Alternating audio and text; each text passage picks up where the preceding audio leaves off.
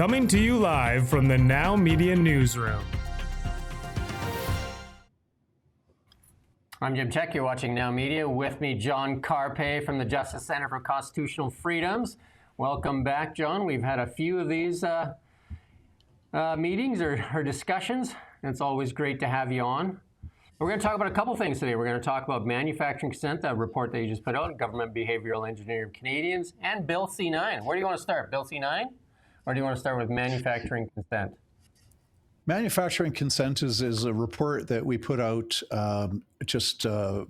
earlier, just in November, late November, just recently, and it talks about how our tax dollars were used by the Impact and Innovation Unit of the Privy Council office in Ottawa. And the Privy Council office sits at the top of a massive federal bureaucracy. It is the bureaucratic counterpart to the Prime Minister's office. And so our tax dollars were used to have psychologists engage in psychological operations to manufacture consent on the vaccination and testing messages and seeing what was the best way to get Canadians to continue to roll up their sleeves and get injected in 2021 with this new COVID vaccine for which there was no long-term safety data available. And so this report goes through what this unit was doing and why it's an affront to democracy. They spent almost close to $1 billion on this too? On the website of the Impact and Innovation Unit, in one of their reports, they say that they are involved in projects worth a total of $725 million, which is almost $750 million. Now, it's not clear to me if that's the actual budget of the Impact and Innovation Unit or if that's the budget of the projects that they were involved with. It's probably the latter, would be my guess. But it's our tax dollars that are being used to manufacture consent on a divisive issue where there's still a live debate going on, and our tax dollars are being used to promote one side of that debate, one message.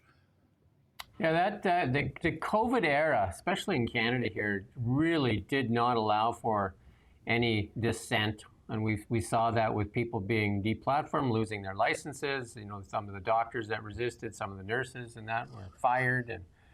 And basically, they got rid of any type of dissent. And then the messaging was very strong. And the media just towed the line as well and basically become parrots for the government. Well, this was, and that's the problem when you've got government-funded media, and it's not just the CBC with the $1.4 billion tax dollars that it gets every year, but there's all these other... 155 now. Oh, good grief. 1.5 billion. I mean, it's disgusting. They're not even journalists. They're an advocacy group for woke, big government, progressive ideology, and... So the media were terrible during the pandemic because they would interview 2, 3, 4 different people, but they were different people who all had the same viewpoint. One would say lockdowns were wonderful and fantastic. The second one would say that government should lock us down a bit harder. And the third one would say that the government should totally violate our rights and freedoms completely. So you got 3 slightly different perspectives, but they wouldn't interview somebody who said that lockdowns are doing more harm than good, that they would not get a hearing. And so whether it was the mandatory vaccines, whether it was ivermectin, whether it was lockdowns, doesn't matter what the issue was, they're promoting one side. What this Impact and Innovation Unit in Ottawa did was test different messages. They came up with the message, the vaccine is safe and effective, so get vaccinated. They came up with that message before the clinical trials had even been concluded. So that's quite sinister and frightening. Then when the vaccine became available to the public and we started to immediately get reports of people dying shortly after getting injected, a few days, a few weeks later, people suddenly found dead, died in their sleep, young, healthy people died in their sleep, top-notch athletes died in their sleep, young men getting myocarditis. When these reports emerged, the Impact Innovation Unit tested different messages to see what is the best way to get Canadians to calm down, relax, and not feel anxiety about these adverse reports. Yeah, and I said that a long time ago. We were marketed to, instead of being informed, we were marketed to, and that's one of the things that the Liberals are really good. The likes of Katie Telford and that they've won this election through marketing, and they continue to do that. They know that their marketing works, and these message testing and that. I mean, they even deputized the public to go after people. Like we did stories on the truckers rally, and we interviewed people like that. We interviewed doctors and nurses that were fired, and we were sent hate mail and said that we're killing people and all kinds of things. Like we were definitely the inbox was just full of just anger towards us daring to give other people's a voice. We had, protests on the bridge out here in Kelowna. We interviewed some of the protesters, and we were told, how dare we give them a voice? All kinds of stuff. So there was this deputizing the people even, right? The way this government was kind of working and telling you to turn in your neighbors, all that kind of stuff was just crazy. Well, it's an affront to democracy as well when our tax dollars are being used to promote one side of the debate. We had different opinions about lockdowns. We had different opinions about mandatory vaccination policies.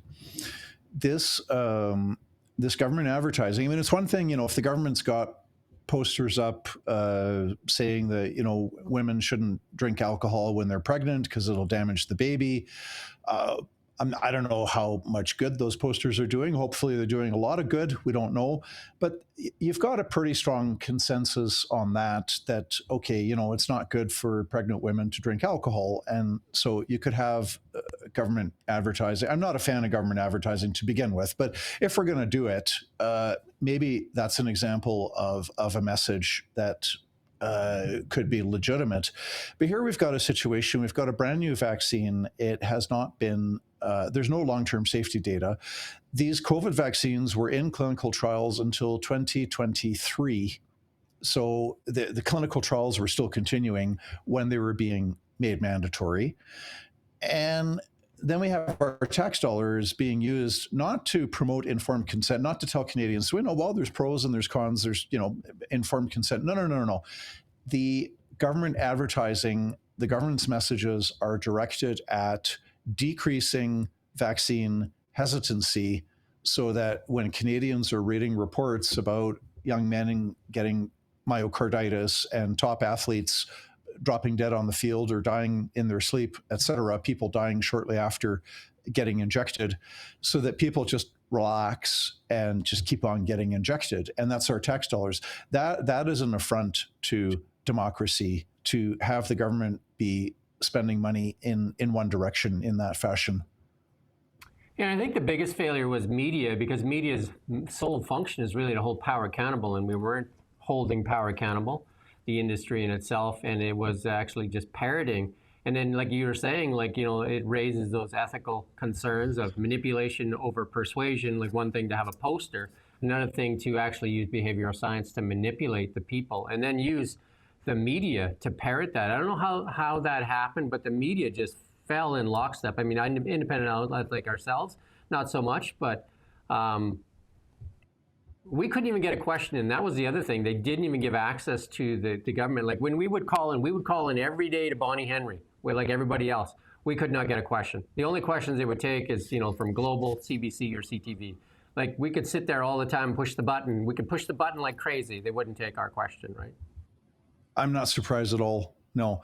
Well, these media are they're slowly dying a well-deserved death, and it's a beautiful thing to see. And a few weeks ago, I was having coffee with one of the donors to the Justice Center, and he shared with me that his 20-year-old grandson has not even heard about Global News or CBC or CTV, does not listen to them, does not know who they are, because his 20-year-old grandson gets 100% of his information about the world from WhatsApp and X and other social media. And so look, the fact that these people have got to run to the government cap in hand begging for money shows that they're not a viable industry, and they are dying, and there's fewer and fewer people that are listening. And then conversely, you have independent media like yours, Jim, and we've got the Rebel and Juno News and the Western Standard, the Epoch Times. You've got all these independent media that are growing, and so fortunately, the word is getting out. And it's especially amongst the younger demographics, right? Who's watching the CBC? It's old people, and it's the old people who got themselves dying audience, a shrinking dying audience, right? Because they're literally dying. Yeah, because they're, they were the ones. They were the ones who were the most terrified of COVID, but they were terrified of COVID because they're watching the CBC every hour, and they're allowing themselves to get brainwashed by this repeated fear mongering with a false narrative that made COVID out to be far worse than what it really was, right? But if you tune into this every hour, you're going to be full of fear. But that was the baby boomers. They love the CBC, and they're dying. We do a 2-hour news show every day, every every weekday morning at 9 o'clock. And one of the things that we do on the show is when we highlight a scandal that's going on, we say, well, let's pull up the CBC and see if it's being covered. The only thing the CBC seems to want to cover is, like press releases from the Prime Minister's office and TDS. They have, it basically should be called the TDS network, because they throw a bunch of anti-Trump stories in there to get their base all fired up and hateful of America. And that's it. Every time there's a major scandal like this Stellantis one that's going on right now, not reading a contract. I mean, you're a lawyer, you contracts, right? Who doesn't read a $15 billion contract? You just sign a contract like that? I mean, if you put your name on the bottom of a contract, aren't you saying you read that contract? Mm-hmm. Well, you're suffering the consequences of signing it, whether you read it or not. You can't say afterwards, well, I signed it, but I didn't read it. It doesn't work that way. No. No financial responsibility for taxpayer dollars. It's just absolutely ludicrous. But yeah, the CBC, we do it almost every day, and we pull it up. None of those stories that are big scandals are being covered there. None of them. And I'm sure you're familiar with Blacklock's too, one of the great organizations here in Canada that highlights. They use a lot of freedom of information stuff. They get a lot of black ink, though, too, right? Because, you know what I mean? Almost everything is redacted these days. And then, the Stellantis one, they said, it's redacted because Stellantis asked for it. And in committee hearings, Stellantis says, no, we didn't. Yeah. And then they just asked, and I'm not sure if you got this yet, they just asked in committee, they say the Liberals now feel threatened because they're getting all these hateful emails from the committee hearings from all the stupid stuff they say, and they say they want to censor the committee hearings now so that the public can't learn about them. Speaking of committees, the House of Commons Standing Committee on Justice and Human Rights is looking at Bill C-9, the Combating Hate Act. And this was very recently, just in the past 2 or 3 days, the Liberals made a deal with the Bloc to get rid of one of the defenses that is available to Canadians who are facing hate speech prosecution. And so this has caused quite a stir. I was really surprised to see the it was Muslim Canadian Council of Public Affairs. I forget I apologize. I forget the name of it, but it was a Muslim group, and on their website, they were denouncing Bill C-9, and the signatories included the United Church of Canada and the Trans Youth Coalition of Windsor, Ontario, and all of these groups that it was a long list of groups that were opposed to Bill C-9. And they've got the Justice Center is concerned about it as well, because it is going to unleash a large number of prosecutions against Canadians over what they say on Twitter and the internet. And it's a step towards becoming like the United Kingdom, where every day over 30 individuals are charged with hate speech because what they said about immigration policy or something else that's contrary to the government's narrative. And so Bill C-9 is currently, it's before the House of Commons, and now is the time for Canadians who are concerned about protecting free speech to contact their member of parliament about it. X is now the #1 platform for news in Canada. I mean, I'm surprised it hasn't been for a while. It is a strong platform for news. And the European Union just levied, I think it was a 1.5 million euro fine against X for not censoring people on X. And JD Vance just threw no, you're not, at the European Union and said, you will not censor American platforms.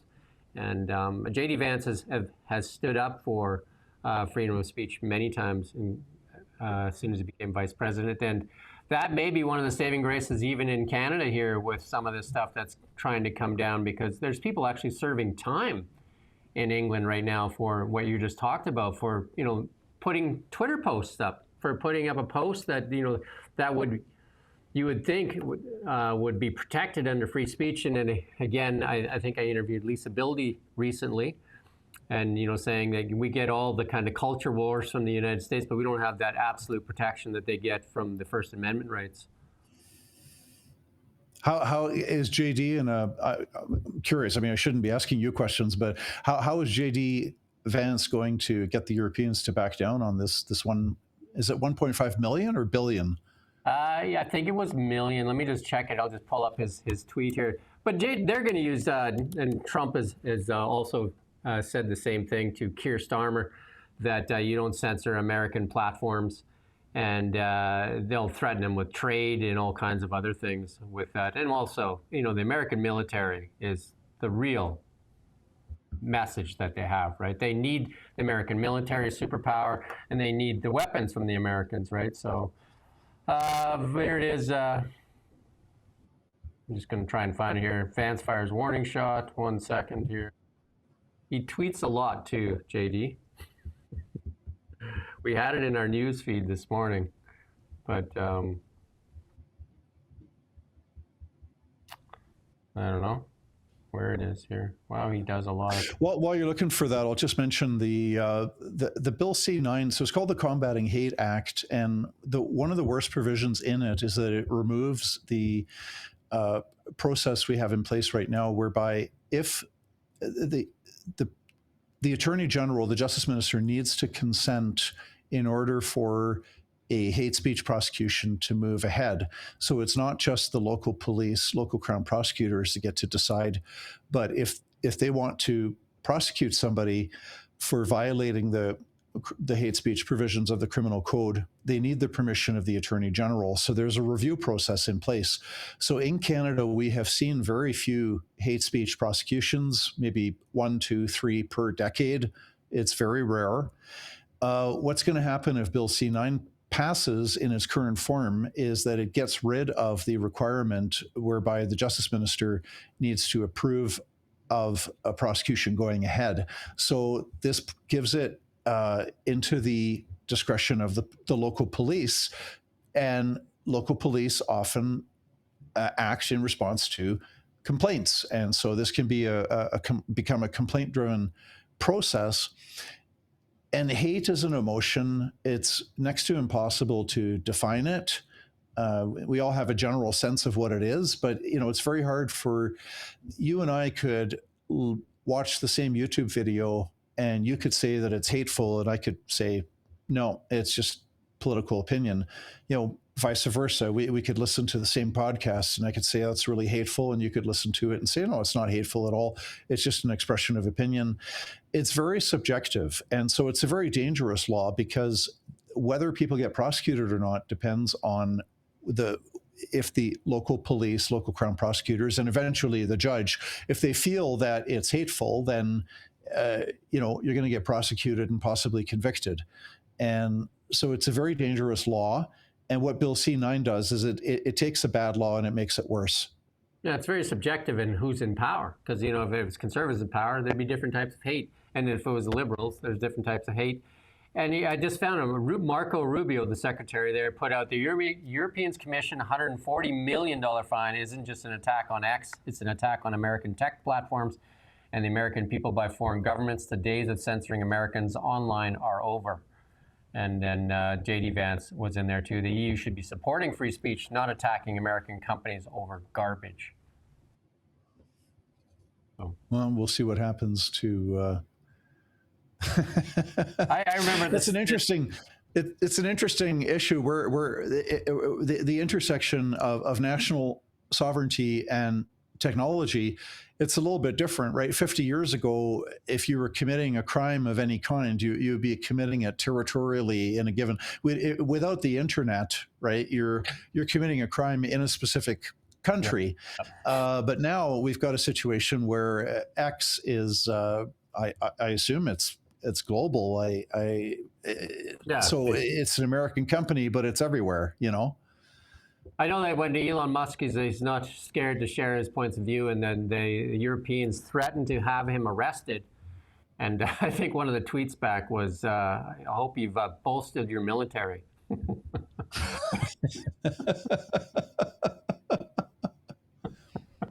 Before you come and try and arrest an American. It's just clownish. And Trump, when he was meeting with Keir Starmer, warned him as well on censoring Americans. Well, we've got to worry about Canadians getting censored, because if Bill C-9 passes in its current form, the other thing, so the new twist is that, so we have Bill C-9 was introduced in September. So it's bad news for free speech because it removes that requirement whereby the justice minister must consent before a prosecution can move ahead. So that's one bad aspect of it. But now it's made worse because there is a provision in there that says that if you are prosecuted for hate speech, one of your defenses is that if in good faith you are expressing an opinion based on a belief in a religious text, and that's never been a free pass on, if you mix the hatred with religion, you could still get convicted. But it's provided a bit of a defense, especially in this era where the LGBTQ narrative is very powerful, very dominant. You can get in big trouble if you oppose it. And so if with this new amendment to get rid of the religious text defense, what's going to happen if Bill C-9 passes in its current form is it's going to open the door for pastors and priests and Orthodox Jewish rabbis and Muslim imams and other religious leaders to get prosecuted for hate speech if they preach and teach what their own religious text says about human sexuality. And most of the world's religions say that sex is only legitimate between a man and a woman who are married to each other, and outside of that context, it's sinful.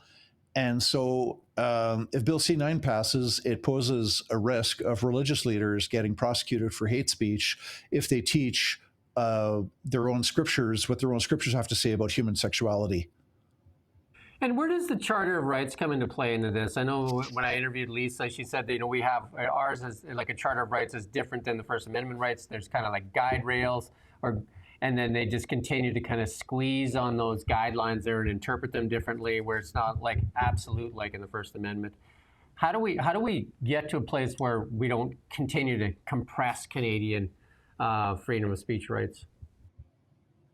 Well, the Supreme Court of Canada in 1990, there was a ruling. The Keegstra was the name of the case, and it concerned a public school teacher who was promoting anti-Semitism in the classroom, and he was charged with the willful promotion of hatred against Jews.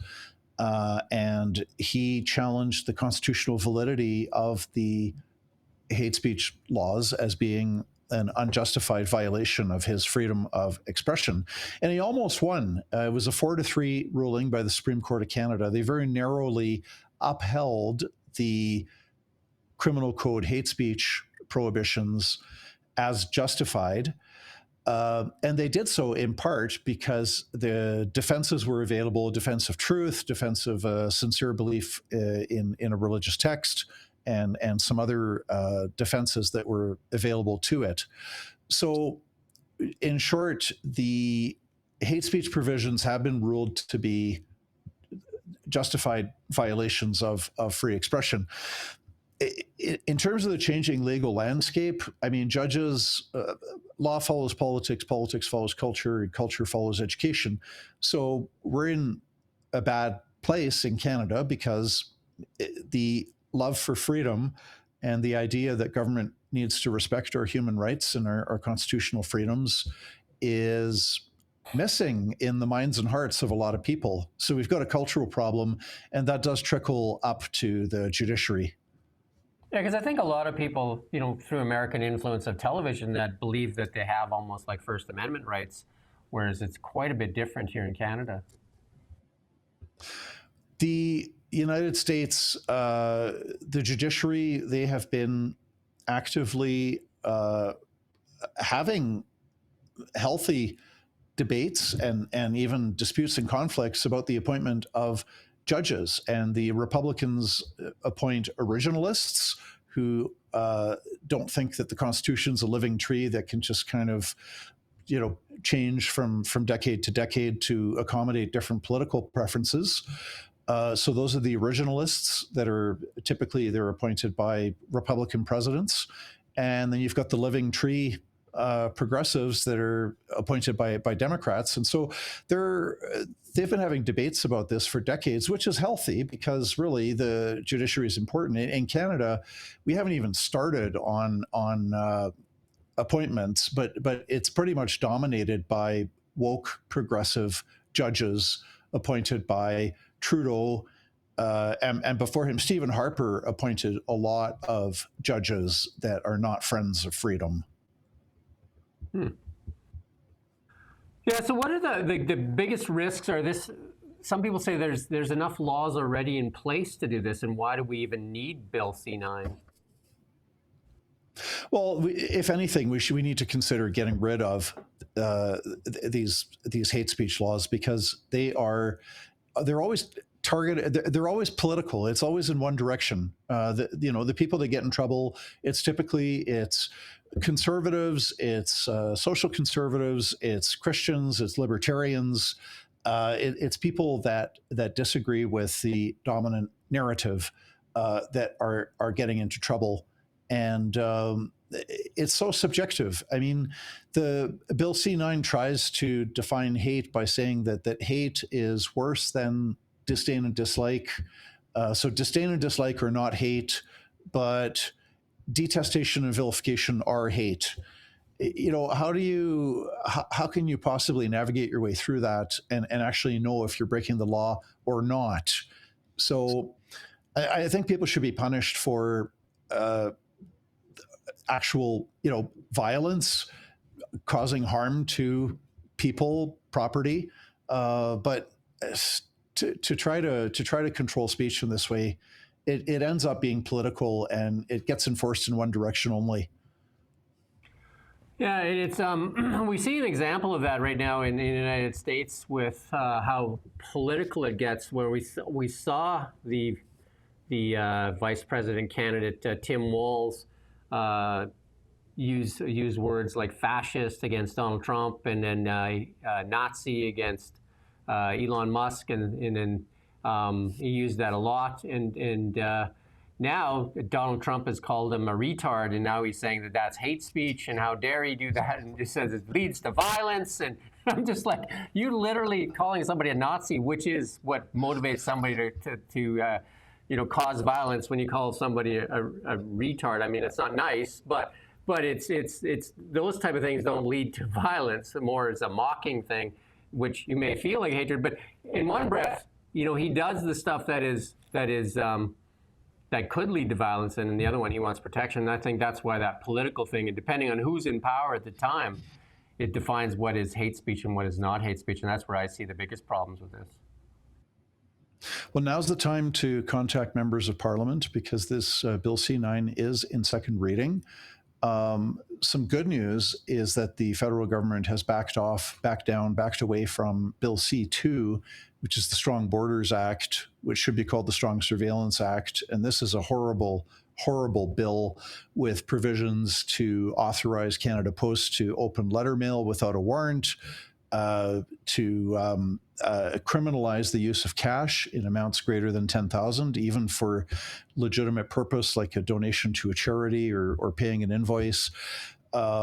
Widespread government surveillance without a court-issued warrant. And so a really bad piece of legislation, but there were so many Canadians who contacted their MPs that the federal government has backed down from Bill C-2. They've put it on the back burner.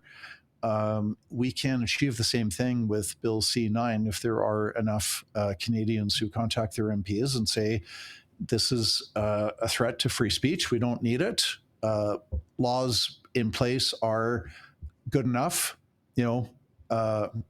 but this would be a step towards Canada becoming like the United Kingdom and having thousands of people locked up in jail over their Twitter posts and Instagram posts. Mark Carney has said it in a few speeches that X is the bastion of hate and misinformation, disinformation.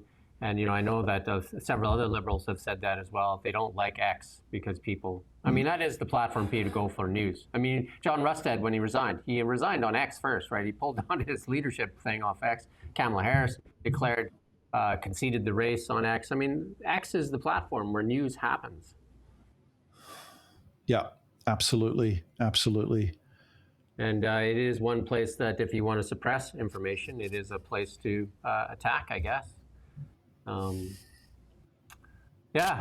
do you think? I'll ask you a last question on Stephen Guilbeault. Stephen Guilbeault has now resigned from cabinet there and his heritage minister post. And he was driving some of this legislation.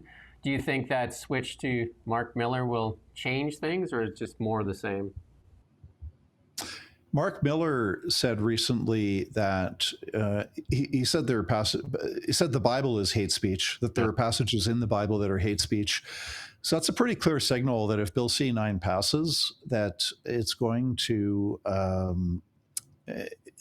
cause pastors and priests and rabbis and imams and other religious leaders to think twice before they teach what their scriptures say about human sexuality, which is an affront to freedom. We're all free to disagree. Nobody's required to accept any Islamic, Christian, Jewish teachings, right? But in a free country, religious leaders, if they want to say that what their view is on human sexuality in a free country, you can do that. You should be able to do that without fear of criminal prosecution. So this new minister has said that passages in the Bible are hate speech. And so, this is, even, I would say, even for people that are not going to, a church or other house of worship ever, you got to care about freedom, because in a free country, you should be able to teach and say what you want to say. So, yeah, no, the resignation of Guilbeault doesn't really change the landscape, and it's just as important as ever that people contact their MPs to vote against Bill C-9. Why do you think we're not seeing a bigger outcry from the churches themselves? Some of them are naive. They don't understand history. They don't understand that while government can certainly do good things, build some roads and bridges and run a hopefully impartial, unbiased justice system and provide funding for the police and the firefighters. And, there's some core functions that government can do and should do. And that's all well and good. But there is a dark side to government that most people have never learned about in school. For example, the fact that in the 20th century, more people were murdered by their own governments than the number of soldiers who died on the battlefield. If you tally up the tens of millions of people murdered by the likes of Joseph Stalin in the Soviet Union, Mao Zedong in China, the National Socialists controlling Europe during the Second World War, Pol Pot in Cambodia, if you add that up, there's tens of millions of people who've been murdered by their own government, murdered in cold blood, a higher number than soldiers who died on the battlefield. So people don't understand that. So they have this very naive view of government as always good, always wise, always benevolent, always has our best interests at heart. It's like, no. You've got to have a healthy, balanced perspective on government.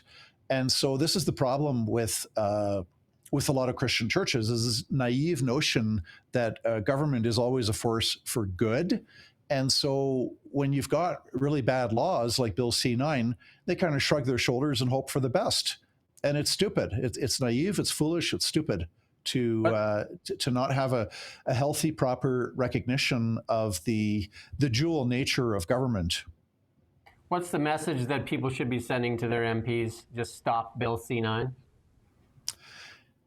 If you vote in favor of Bill C-9, I'm not going to vote for you, and that's good enough right there.